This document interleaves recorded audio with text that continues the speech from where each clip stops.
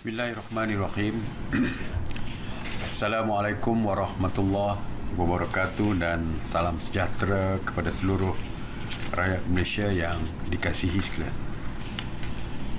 Hari ini merupakan hari ke-297 pelaksanaan PKP dan hari ke-213 pelaksanaan PKPP atau pemulihan.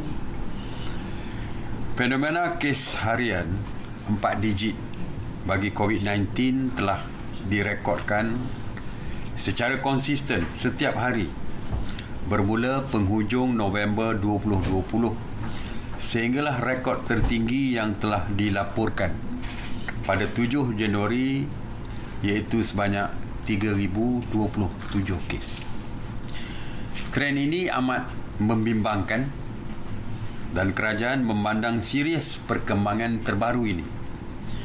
Saya ingin maklumkan bahawa kerajaan mendengar keluhan dan cadangan daripada rakyat yang amat bimbang dengan peningkatan kes kebelakangan ini.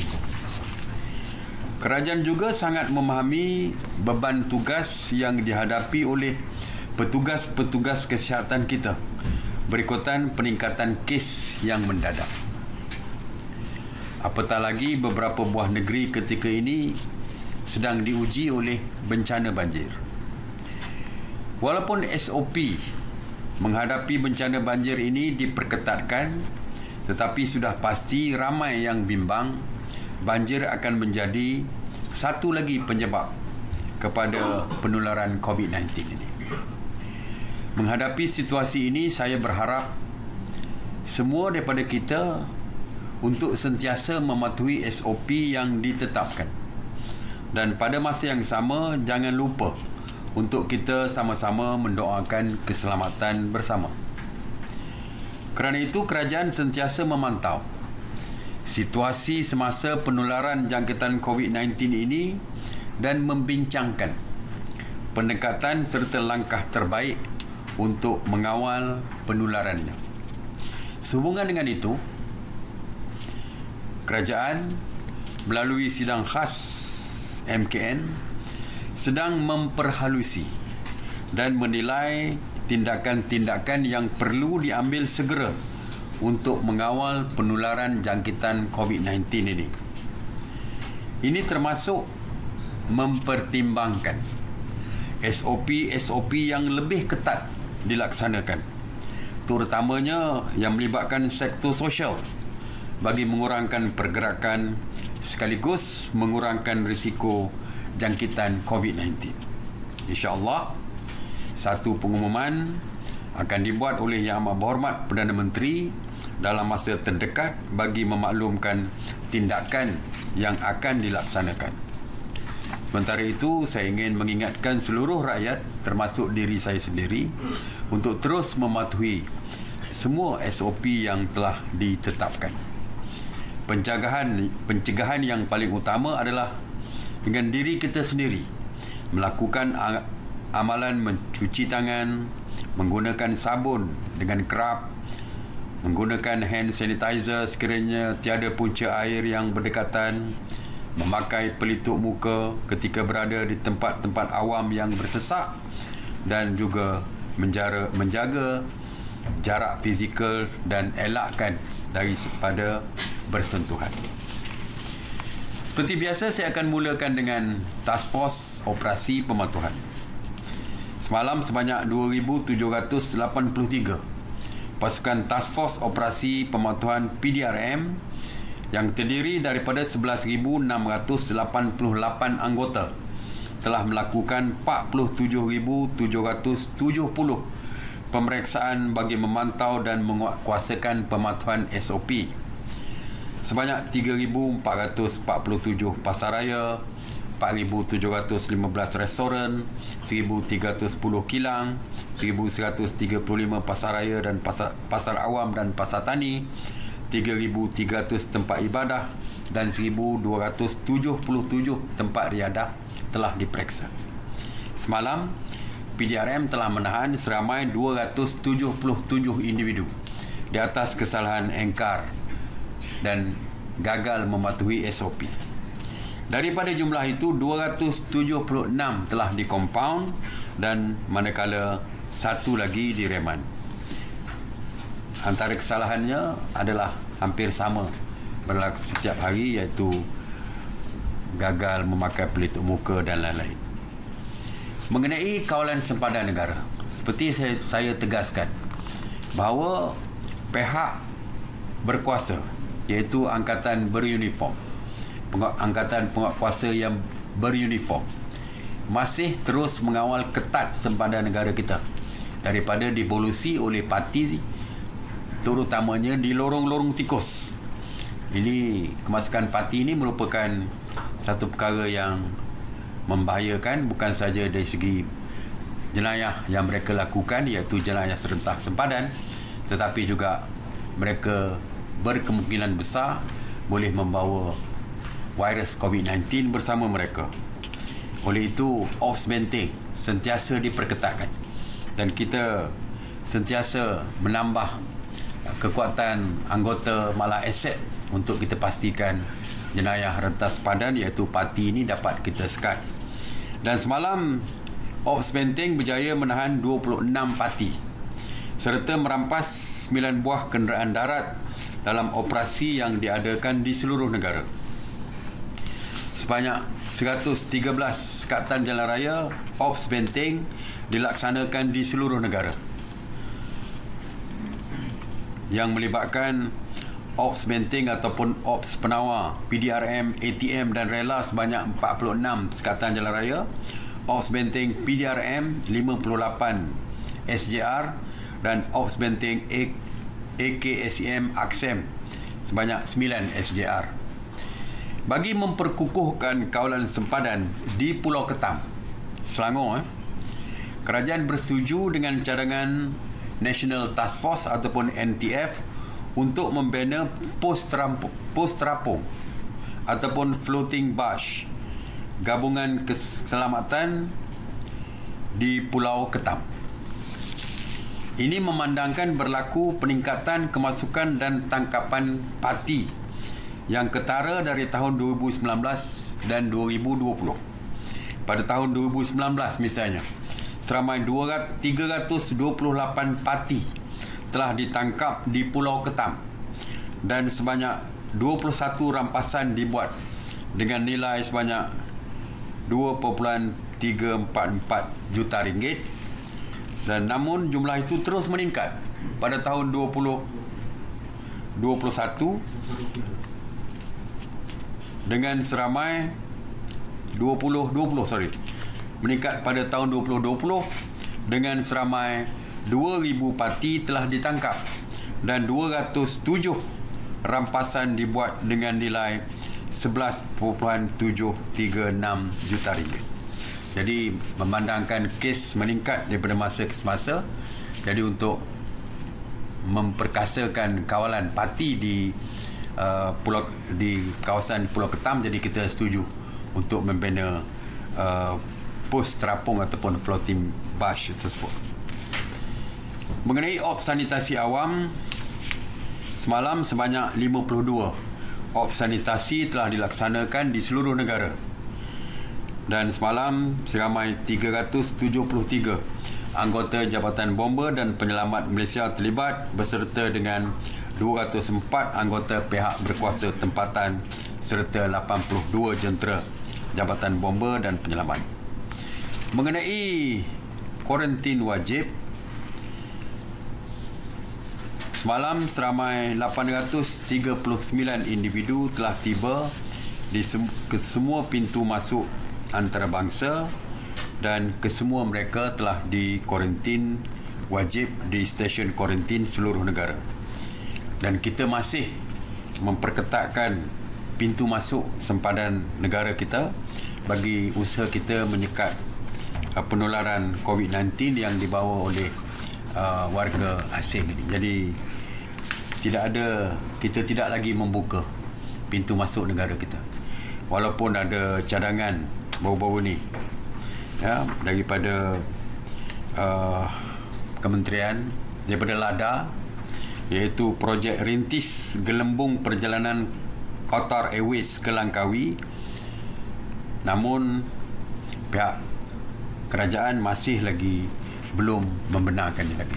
Jadi ada satu cadangan, iaitu Qatar Airways akan membawa pelancong-pelancong ke Pulau Langkawi dengan SOP yang ketat, namun kerana kita masih lagi belum membuka negara kita kepada pelancong negara asing, jadi kita masih tidak membenarkan.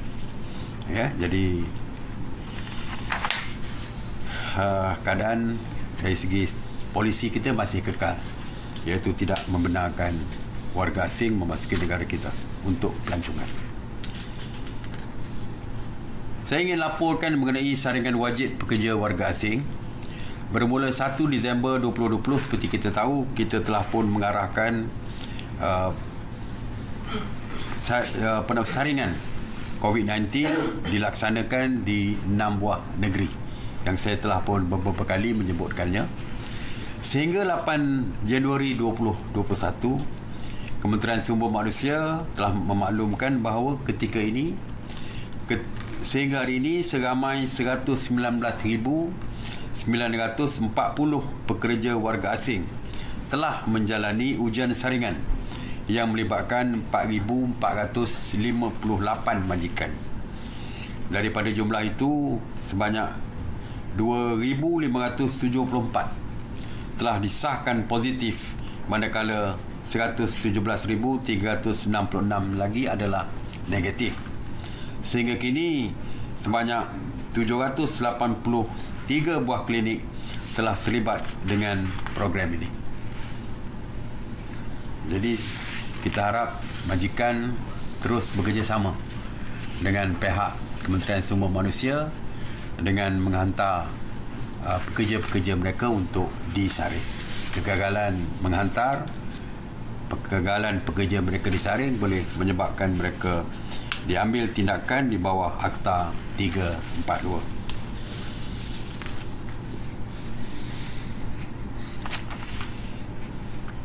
Saya ingin maklumkan tentang status guru dan juga pensyarah yang akan pulang ke Sabah dan Sarawak daripada Semenanjung ataupun daripada Labuan. Ya. Guru-guru yang akan pulang untuk memulakan tugas ataupun pensyarah yang akan memulakan tugas apabila sekolah dibuka ataupun IPT, IPTA dan sebagainya dibuka. Jadi mereka yang nak balik ke Sabah dan Sarawak akan dikenakan swab test ataupun ujian saringan. Dan sama ada kalau di Sabah boleh terus 3 hari sebelum pulang ke Sabah perlu buat swab test. Kalau ke Sarawak, sama ada sebelum ataupun setibanya di pintu masuk di airport, Kota Kinabalu dan sebagainya. Dan semua kos untuk saringan ini, sama ada guru ataupun pensyarah dan juga keluarga mereka, akan ditanggung sepenuhnya oleh Kementerian Kesihatan, oleh kerajaan. Jadi mereka tak terlibat dari segi pembayaran. Bagi yang ke Sarawak, bagi ke Sarawak, Kajian Negeri Sarawak telah pun menetapkan bahawa mereka akan dikuarantin. Kalau di Sabah mereka tidak dikuarantin, tapi bagi Sarawak mereka perlu dikuarantin. Mereka perlu dikuarantin sama ada di IPG, Institut Perguruan, ataupun mana-mana tempat yang telah pun dipersetujui oleh Kerajaan Sarawak. Dan kos untuk kuarantin tersebut akan ditanggung sepenuhnya oleh Kerajaan Negeri Sarawak. Jadi bagi guru-guru yang akan pulang tidak perlu bimbang kerana kos saringan dan juga kos kuarantin akan ditanggung oleh kerajaan, sama ada Kerajaan Persekutuan untuk swab test dan Kerajaan Negeri Sarawak untuk kuarantin, pusat kuarantin. Sejak untuk tapak binaan, saya sebutkan dari segi saringan kepada pekerja warga asing, kerana inilah isu yang besar berkaitan dengan penularan COVID-19 di kalangan pekerja asing. Jadi sebab itu saya jadikan ini sebagai laporan saya. Dan yang keduanya adalah di tapak binaan. Kita tahu di tapak binaan juga berlaku isu COVID positif di kalangan pekerja tapak binaan. Jadi sejak 20 April 2020 sehingga 7 Januari, sebanyak 14,212 jumlah pemeriksaan telah dilakukan oleh CIDB, iaitu Lembaga Pembangunan Industri Pembinaan Malaysia, yang melibatkan 8,063 tapak binaan di seluruh negara. Secara kumulatif sejak April 2020 sehingga 7 Januari 2021, 19 tapak binaan telah diarahkan tutup kerana tidak mematuhi SOP yang ditetapkan. Semalam, anggota penguatkuasa telah membuat pemeriksaan di 18 tapak binaan di seluruh Malaysia, dan kesemua tapak binaan mematuhi SOP yang ditetapkan. Jadi sekali lagi lah saya menyeru kepada orang ramai supaya patuh kepada SOP yang ditetapkan. Seperti yang kita faham, kita tahu bahawa beberapa negeri menghadapi banjir, pusat pemindahan telah pun dibuka, dan saya berada di pusat pemindahan di Rauk, Pahang pada hari semalam. Ya, saya boleh lihat bahawa di segi pematuhan agak baik di sekolah tersebut, di mana setiap individu yang ke sekolah tersebut perlu mengimbas QR code, membuat imbasan dari segi suhu, dan juga ada sanitizer diletakkan. Dan saya lihat mereka yang berpindah, tak kira daripada kanak-kanak sehingga orang dewasa, dilihat memakai memakai topi muka dan sebagainya. Dipaham juga makanan juga secara berbungkus. Jadi mereka nampak patuh kepada SOP yang ditetapkan. Saya harap semua tempat patuh kepada SOP yang ditetapkan. Waktu banjir, kita takut kepada arus banjir yang boleh menjejaskan keselamatan, tetapi dalam masa yang sama kita mungkin terselamat daripada arus banjir. Tetapi kalau kita tidak menjaga SOP di pusat pemindahan dan lain-lain tempat, maka masalah baru yang mungkin akan timbul. Kita selamat daripada arus banjir tetapi tidak selamat daripada jangkitan COVID-19. Jadi sebab itu saya mengharapkan semua patuh kepada SOP yang dikeluarkan.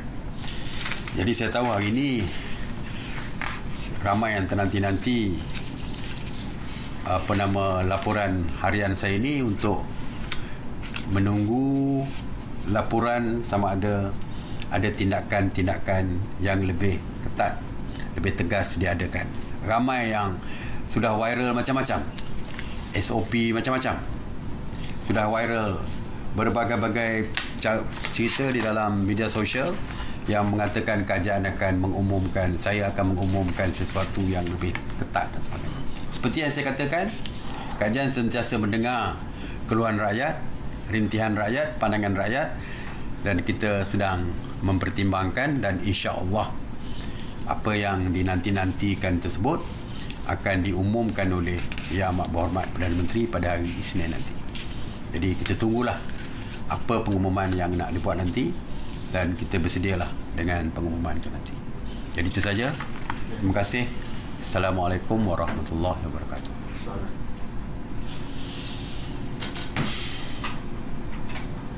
Ya, Assalamualaikum Datuk Seri. Saya Marlia dari RTM. Soalan saya ialah berkenaan Tan Sri Dr. Hisham ada mencadangkan untuk melaksanakan tindakan bersasar berbeza antara negeri-negeri zon merah dan hijau serta memperketat kawalan sempadan antara negeri. Adakah MKN maklum berkenaan cadangan ini? Ya, itu yang saya kata tadi, kita dah bincang dah.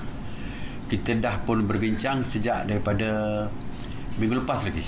Sejak daripada hari Jumaat lepas kita ada mesyuarat MKN, dan pagi tadi pun saya dalam mesyuarat teknikal membincangkan, dan tengah hari tadi mesyuarat yang dipengerusikan oleh Yang Berhormat Perdana Menteri pun membincangkan kita mendengar laporan daripada Kementerian Kesihatan, kita mendengar laporan daripada MITI, Kementerian Keuangan. Jadi kita sedang meneliti dan juga menyediakan SOP dan berbagai-bagai lagi yang dicadangkan supaya bila kita umum nanti ianya boleh diterima oleh semua. Ada yang nak ketat, ada yang nak yang tidak mahu memperketatkan. Memang macam-macam. Bagi peniaga-peniaga, mungkin mereka kalau boleh tidak mahu ada SOP yang ketat kerana menyukarkan perniagaan mereka. Ada yang bimbang, takut-takut perniagaan mereka perlu ditutup, macam-macam ni. Jadi sebab itulah kita bincang secara detail. Kerana kepentingan semua pihak kita akan jaga. Jadi tunggulah, sebab tu saya kata ni tunggu hari Isnin nanti, insyaAllah. Datuk Seri Hayati Muhammad Ahir dari Bernama. Soalan saya adalah, KKM menjangkakan sekiranya trend kes baharu COVID terus meningkat, statistik kes berkemungkinan meruncing sehingga unjuran 8,000 kes sehari seawal Mac depan. Jadi apa tindakan dan perancangan kerajaan?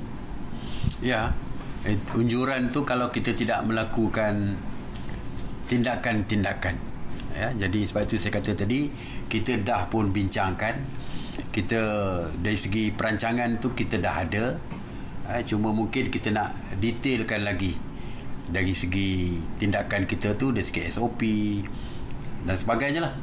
Jadi memang tindakan kita lakukan. Jadi kalau saya terlampau panjang cerita ini, jadi tak perlu tunggu hari Isnin. Jadi saya dah kata tadi, pihak Kementerian Kesihatan dengan KKM masih lagi membincangkan, dan pagi Isnin pun saya masih lagi ada mesyuarat khas teknikal untuk memperincikan perkara-perkara yang akan kita bentangkan nanti. Jadi itu sajalah, saya tak boleh beri detail lagi. InsyaAllah tunggulah hari Isnin Yang Amat Berhormat Perdana Menteri akan umumkan sesuatu. Alright, terima kasih. Assalamualaikum warahmatullahi wabarakatuh.